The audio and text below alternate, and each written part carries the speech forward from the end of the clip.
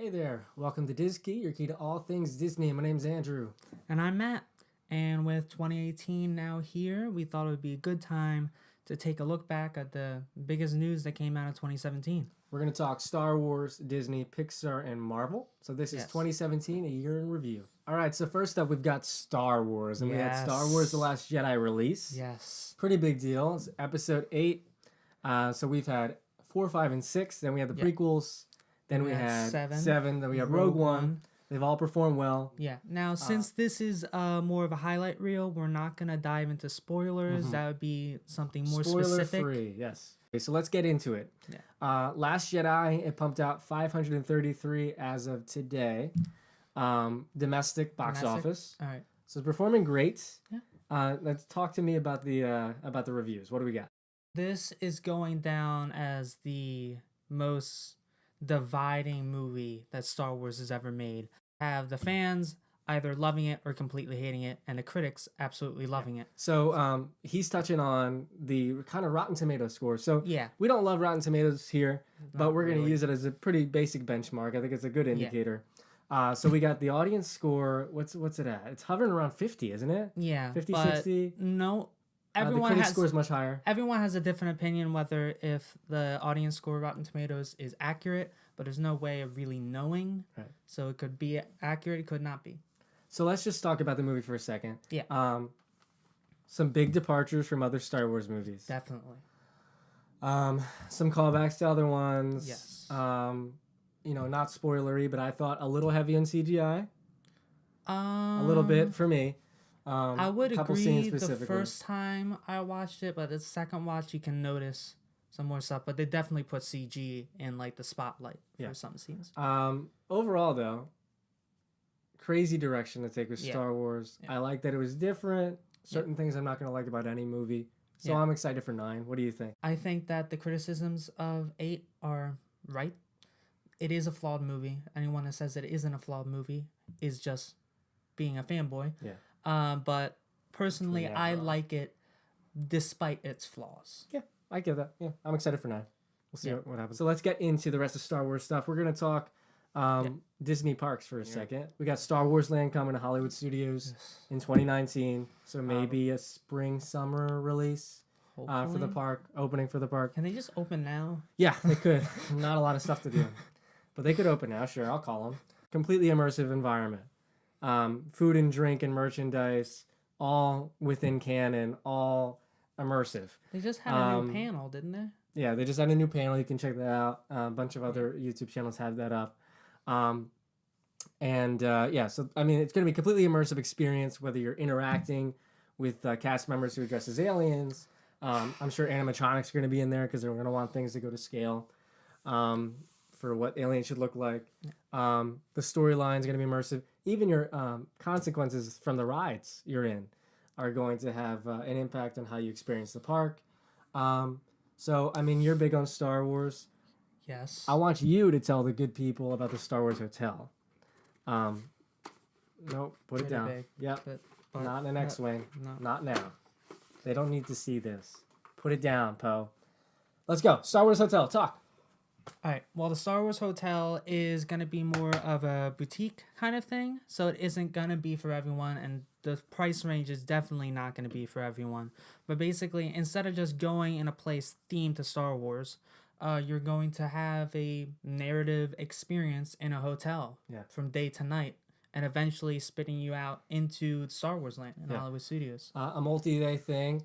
We're going to talk about the Disney Skyliner a little bit later. Yeah. We don't think that's going to incorporate it. I think it's just going to be a walk straight into Star Wars land kind of deal. That would make the most sense. So, I mean, there's a lot of debate online about where it's going to go. I'd recommend going to WDW Magic. That's my favorite rumor site. Yeah. And kind of looking at some of the top guys and see what they say. It's ever changing. Yeah, so, I mean, we got Star Wars Last Jedi release. Episode 9 is coming in May. They moved it from a December release of 2019 to a May release. Back to the old school Star Wars. Right. We got Star Wars Land coming to both coasts, and we've got the Star Wars Hotel coming to the East Coast, right outside Hollywood Studios, probably. So it's a great time to be a Star Wars fan. And all this talk about Disney parks lets us talk about Disney parks. Let's get into Disney. All right, so we're going to focus on Walt Disney World, right? Yeah. So Matt, run me through some of the stuff for Walt Disney World. Well, we got a lot of announcements from D23. Yeah. A lot more than anyone expected. So let's see, Magic Kingdom. We're gonna have a new theater, which invites the idea of a new stage show right off Main Street, which is gonna be really cool. We got a new thrill attraction coming to Tomorrowland. It's the Tron Light Cycle Coaster that's coming out of Shanghai. That's really cool. Shanghai Disneyland. It'll probably be a direct clone, but it's gonna be right next to Space Mountain, so you're not losing Space Mountain, and it's gonna be right behind the Disney World version of Autopia, which is Tomorrowland Speedway. Yeah. So we're not going to lose that either. So I lost my train of thought. Oh, speaking of trains, it actually looks like in the concept art that the Walt Disney World Railroad will actually go maybe under or through. Yeah. So it could end up just going behind. But or we around. hope that we got the railroad just running straight through the second level of the Tron, because it's a multi-level queue. And it'd be interesting to see more people riding the railroad because of that. Yeah. Let's move on. So we got Animal Kingdom. What's coming to Animal Kingdom? Nothing. Well, Pandora, much. Right? Pandora was cool, right, Matt? Yeah. I got some cool stuff from Pandora. Don't. Cool stuff from no, Pandora. there's too much. No, stop, no. Not again. So there was some cool stuff from Pandora. We drank cool things inside Pandora. Literally, they were chilled really beverages. Cold. Yeah. There was Flight of Passage, was absolutely incredible. Yeah. There was some amazing stuff in Pandora. Obviously, there's nothing new coming right now. You know what my favorite part of Pandora is? What? Cheesecake. Cheesecake? Oh, yes. My. Look that up. That's good. What else we got going? What else we got going? There's other parks. There's 2 other parks. No. Yeah. No, they're not. There are. Epcot. We've got... No, I don't want to talk about Epcot yet. Well, we already covered a lot of the news that came to Hollywood Studios for Star Wars. The other thing is that they really went to retheming the area around Muppets. Can you talk a little bit about that? Okay, I don't know so, much. I mean, it's like they wanted a very bare transition point between the rest of the park at Star Wars Land. So they created Grand Ave, which is kind of this early 19th century, mid-19th century look at what San Francisco, I think it is, kind of looked like at that time. Kind of complement the LA Hollywood vibe. It's all that kind of vibe. So I mean, there's a nice new little tap house, baseline tap house. It incorporates the rest of Muppets Courtyard, which is now just part of Grand Ave, and it's going to be the transition point into Star Wars Land. But I mean, Toy Story Land is coming next year. Yes. There's a bunch of new concept art for that was released this year. We touched on Star Wars, but they released some concept art for inside the cockpit of the Millennium Falcon, and they released models of the land in addition to the ride vehicle, which is going to be a trackless ride vehicle for the Battle Escape attraction. You'll be on a Star Cruiser. It's going to be awesome. Let's see what else we got. Magic Kingdom I talked about. Yeah. Hollywood Studios I talked about. Animal Kingdom I talked about. Epcot now. Epcot just saw a refresh of Mission Space. Talk about that for a second. Green, we don't like. We do not like green at all. And we did before. We did ride both. It's a case of the footage and the narrative being okay. You can dig that, but it's just so weak. Yeah. Now this might have changed. We haven't been there for a while, but I don't think it's changed. Yeah, we know it's so kids can get on, but I think that Dumbo's drop when you move it up and down is probably more thrilling than Mission Space Green Mission. Yeah, honestly. Green Mission would be the ride to take your kid on if they were too afraid of Star Tours. Yeah, I mean, that's fine, but there's other places you can do that without, whatever. That's fine. I think Orange is better than ever. Oh, yes. Yeah, and it looks beautiful, and it's the same exact ride. So if you enjoy Mission Space, it was redone, all the graphics, by Industrial Light and Magic. Changes coming to Future World. Big ones. Yes, but before we hit the biggest one, there is a new restaurant coming, right? Yeah, well, that's in Future World, so that's one of them. So right next to Mission Space, a lot of people saw that this is going to be a circular restaurant. And what I'm talking about is there's a new space restaurant coming to Epcot. It's going to be cool. It's going to be in Future World. Everybody knows the World of Motion building. Yeah. Circular. But it's ginormous. And a lot of people thought that they were going to, redo that as a space restaurant because it kind of shows a centrifuge. And you can see in the concept art I'm putting up right here, there's like a centrifuge at the restaurant. There's screens and things to make it look like you're looking outside with some hidden surprises, according to the Disney Parks blog, which are always super vague and strange. You'll be able to touch plants in Pandora. Yeah. In the queue. One plant, guys. Anyway, so I mean, it looks awesome, right? Yeah. But it's not going to be in the World of Motion. It's going to be its own separate building, probably right next to Mission Space, which is going to be an interesting combo. Because you get on, and then you get in. Or better yet, you eat, they get on the ride. Yeah. Make it horrible for everyone. It's great. I love it. The big one coming to Future World. Let me have it, Matt. What do we got? Guardians of the Galaxy. Guardians of the frickin' Galaxy. Only you didn't say frickin'. Yeah. So we get Guardians of the Galaxy coming to Future World. Yeah. Those people who enjoy, older attractions, I'm one of them. They're not very happy about Ellen's Energy Adventure going, but let's be honest, wasn't that great. It was outdated. Yeah. Could it have been? Yeah. But Disney neglected it. So now we got to move on. And we have Guardians of the Galaxy coming. It's going to be a coaster. The queue is going to be extensive, heavily themed. It's keeping the existing building, but adding on in the building. It's a whole area there to extend the ride system through. Looks to be a launch coaster. I'm getting all this again from WDW Magic. Check them out. But yeah, so it's going to be a launch coaster. There's differing rumors online. Is it going to be heavily themed? Is it going to be like Rock and Roller Coaster where you have, fluorescent plyboard? We don't know. We'll see. Yeah. Hopefully there's some good show. Okay, stop it. Stop it. Thank you. Stop it. So hopefully there's some good show elements. You would think so for Guardians of the Galaxy. Hopefully. But I'll touch on that a little bit more. James Gunn, director, Guardians of the Galaxy, both the first and second, said that it's going to be very true to Epcot's vision. We don't know what that means. Yeah, probably something energy related, I guess. Hopefully. Makes sense. They have batteries in the second movie. I honestly didn't have much hope for that. And then Pandora was really good for Animal Kingdom's entire just message and story. So yeah, it was. Well, maybe AIPs can actually fit in parks well. Yep. IPs can work. Epcot can work. We'll see. All right, now speaking of the Guardians of the Galaxy, we're talking the MCU, the Marvel Cinematic Universe now. Yes. I want to touch real quick on the lesser part of the Marvel Cinematic Universe, the thing that's supposed to be all connected, the TV shows. Really quick. Yes. Punisher, awesome. Great. Very non-superhero-y, but that's fine. Micro is the best part of that show. It could have been horrible, and they managed to do that character so well. Yeah, Micro's great. Inhumans. The most comic Runaways book thing we haven't seen ever. It's the most comic book early 2000s styles thing made since Iron Man 2. Yeah, it's not great. It's definitely a part of the MCU. It's not bad. So you can watch it. It's not. I didn't not like watching it. If you're a casual Marvel fan, you probably won't watch it. A junkie will be forced to watch it. Yeah. Because you make yourself, let's be honest. You're going to do it. It's okay. There's enjoyable moments. Really could have been better. Need to really search for them. Yeah. Marvel's Runaways. Super excited to see it. Just got a Hulu subscription. Gonna watch it soon. Still need to watch it. They say good things. So I'm excited to see it. There's a dinosaur. Yeah. Agents of S.H.I.E.L.D. is wonderful. Again. Yeah. It had a slow start. A little bit of slow start. But it is doing so many things well that I'm just excited to see how they play out. Its willingness to shake itself up is one of my favorite things about it. Yeah.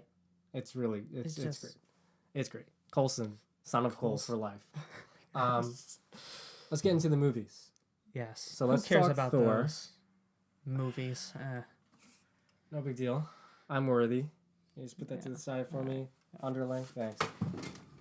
So we're talking Thor Ragnarok. That's the third Thor in the Thor franchise. Made a buttload of money. I don't know if that's a scientific term, but it's a buttload. It did great. It's the best performing Thor movie ever. It made $300 million domestic. I think it's the best Thor. And it's definitely, we're not talking money for a second, best Thor they ever made. It's just really good. It's funnier than the first one, which is the best part of the first one. It takes the humor of the first one and then flips it on its head. Yeah. Much more Guardians of the Galaxy-esque. and the places they go and Yeah. the jokes that are made. But it's a great movie, and we're trying to speak in generalities here to avoid spoilers.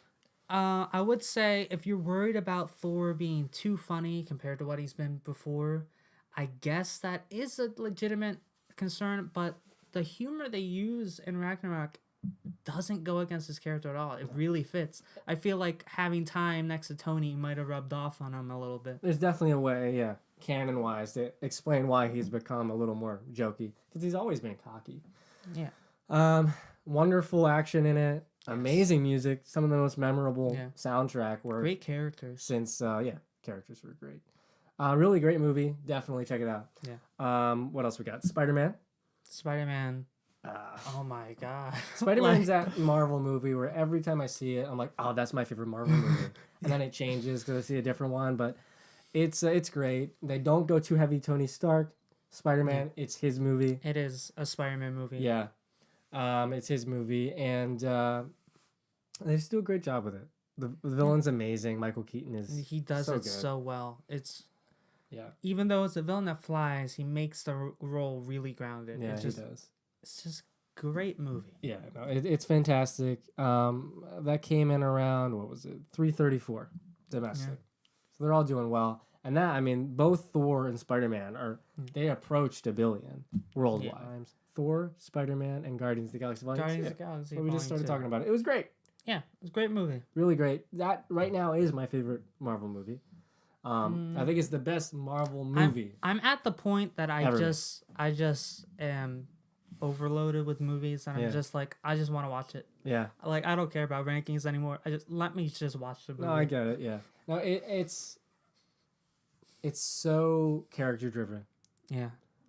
It's not a CGI fiery explosion battle. It's like usually a sequel is, hey, character, you need to do this now.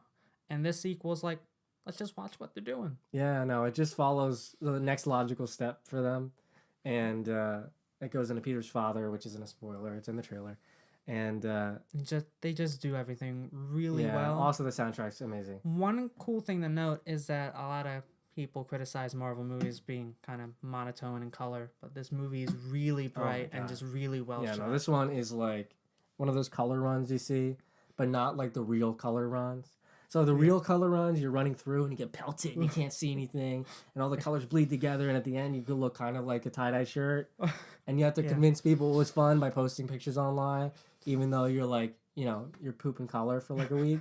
So we're gonna go like the commercial color runs, where it's like perfectly dressed people and color exploding everywhere, and everybody again is having a rooftop garden party at like, because they can afford a rooftop apartment in New York. I'm rambling, but it's like a commercial color run.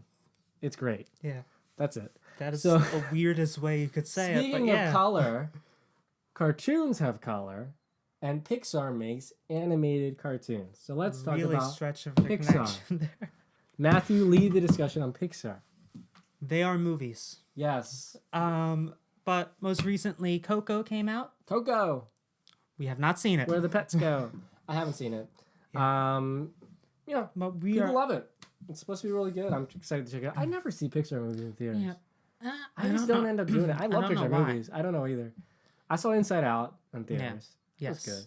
It was But- really nice to watch. But, I don't know. I definitely want to see Coco. I'm excited about the Latino cast. Yeah. That's exciting. That is nice. And, it just looks great. I'm sure it's going to be Also, awesome. even without watching the movie, I don't think it's another Book of Life. I'm sorry that it's also based on the same holiday. Yeah. You can't change the holiday because Yeah. there's another movie about it. So No. Well, there's 2 Christmas movies.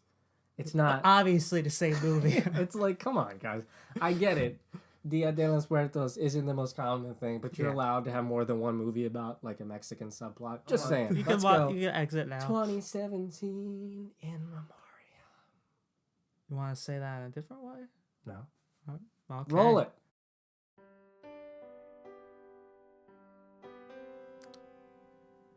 Goodbye, Mew.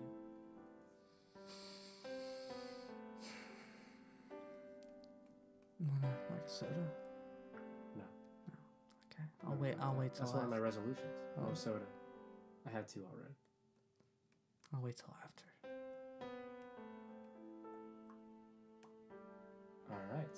Okay. So, where's more? You just saved one for the end? No, there's several more. I have a lot. This is super unrelated now. This has nothing to do with our channel. Should we stop it? No, I'm good. I'll be right back.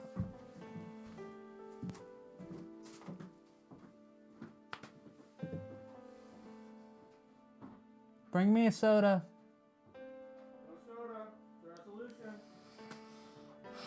Oh, come on. We got time. So I'm taking it. So real. Okay.